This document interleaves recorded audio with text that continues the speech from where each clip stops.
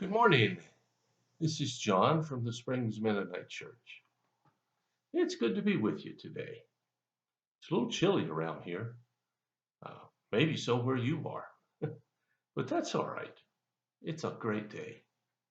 And this morning I'd like to share a thought with you. It comes from Romans chapter 8, and we find these verses, beginning with verse 35. Can anything ever separate us from Christ's love?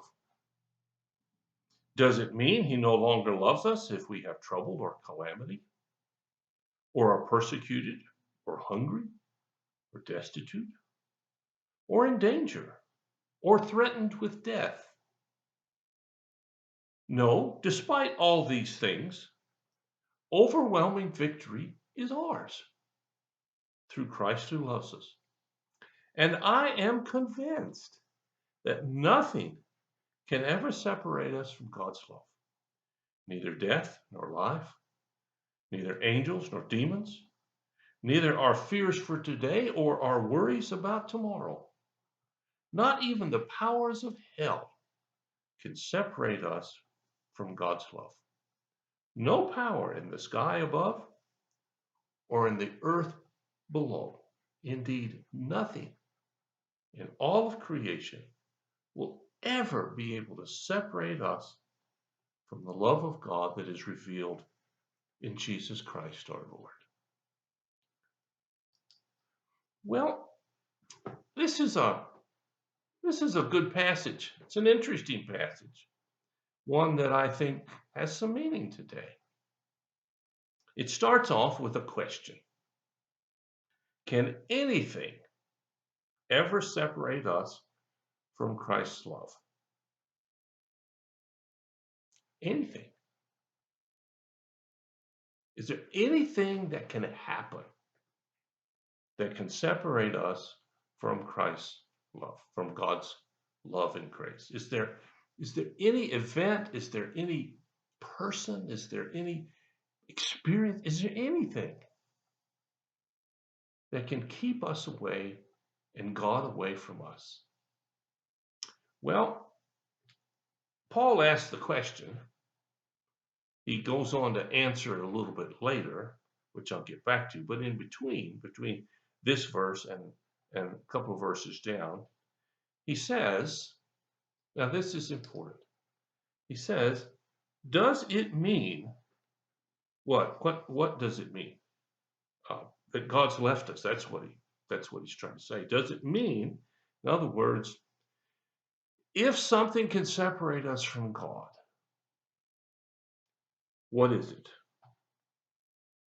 Does it mean he no longer loves us if we have trouble or calamities, if we're persecuted or hungry or destitute or in danger or threatened with death?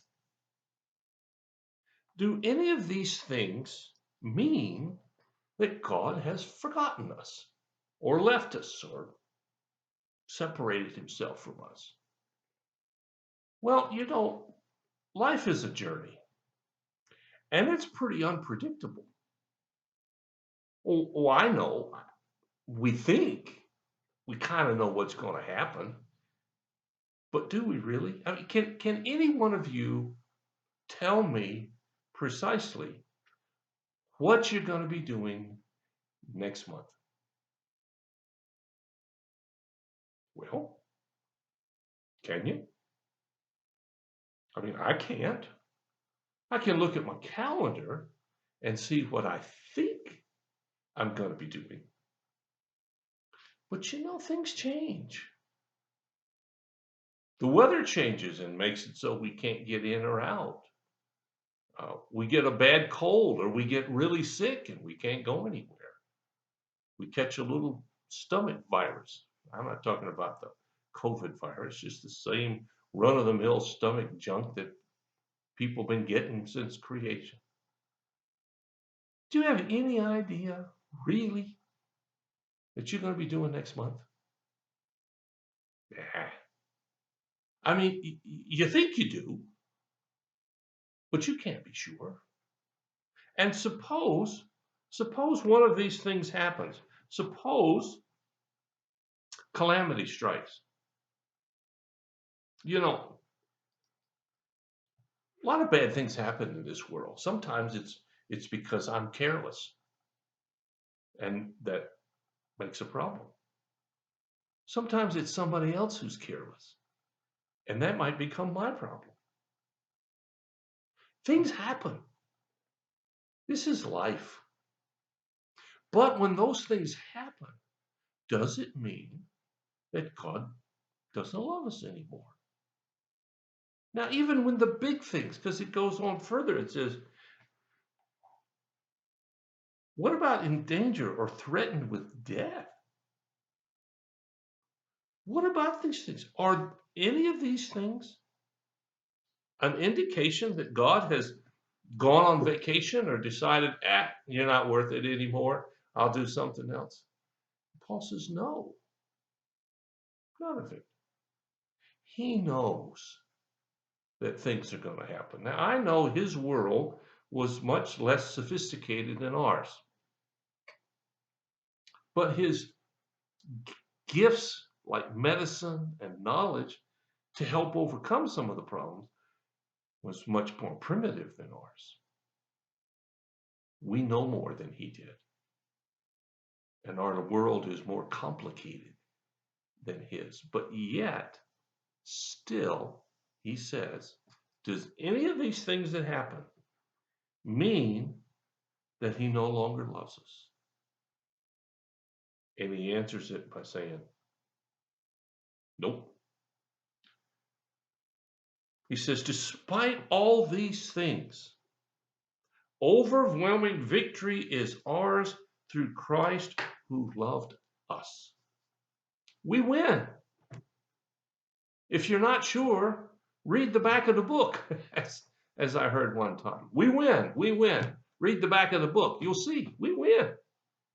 Now, maybe we don't win in this instant. Maybe we don't win in this week. Maybe we don't win in this year, but we win because life goes on way beyond the current situation. And so he goes on to say that he is convinced. I'm convinced. I hope you're convinced. If you're not, well, get closer to God and see if he can't convince you. My words won't, but his love will. I am convinced that nothing can separate us from God's love. Nothing, not a thing, not one thing, big, small, in between, whatever, can separate us from God. Not even our own stupidity can separate us from God. Not even our own bad choices. Not even our own refusal to do what he says can separate us. Oh yeah, we can walk away, but he didn't go anywhere. And he says, there is no power in the sky above or the earth below. Nothing, not even the powers of hell itself. Whether you believe there's a hell or not, Paul says not even those powers can separate us from God's love. So I don't know what your situation is. I don't know whether it's great, it's okay, it's fantastic, or it's lousy. Wherever you are, God is there with you. Just reach out, touch his hand. He'll touch yours. Well, thanks for listening. Hope you have a wonderful day. If you have a need or something we can help you with, call us. We'll do whatever we can as fast as you can to help meet your need. Thanks for listening.